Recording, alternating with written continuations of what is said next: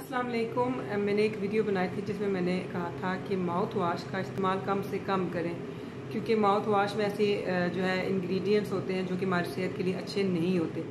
अल्लाह ताला ने हमें, इस कुदरत ने हमें उसका अल्टरनेटिव भी दिया है जो कि मेरे हाथ में है।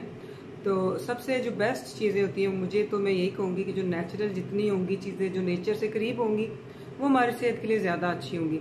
तो जी आप माउथ वॉश को अगर आप चाहते हैं, अगर आप अपनी सेहत को जो है वो बेहतर बनाना चाहते हैं, तो बेशक अपनी जो आपकी माउथ वॉश जहाँ रखे में उसको खाली करें उस जगह को, और वहाँ पे रखें आप ये जी कोकोनट ऑयल। और जो बेस्ट कोकोनट ऑयल होता है वो होता है रॉ, ऑर्गेनिक, और जो है कोल्ड प्रेस्ड। और इसमें सारी वो चीज़ें हैं, कोल्ड प्रेस्ड भी है, ये देख कोल्ड प्रेस्ड है और ऑर्गेनिक भी है। तो ये सबसे बेस्ट जो है वो कोकोनट ऑयल है।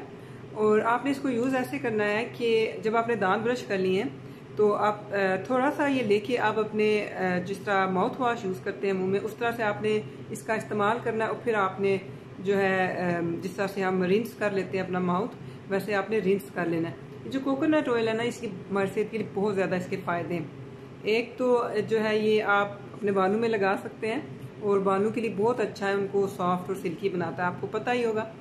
और दूसरा जो है ये आप कोशिश करें कि आप 1 टेबलस्पून या हाफ टेबल स्पून से स्टार्ट कर लें, तो ये ज़रूर एक दिन में आप जो है ना इसको खाएं। मैं खुद जो है कोशिश करती हूँ कि 2 टेबलस्पून जो है वो एवरी डे ज़रूर इसका जो है ना कोकोनट ऑयल का लूँ।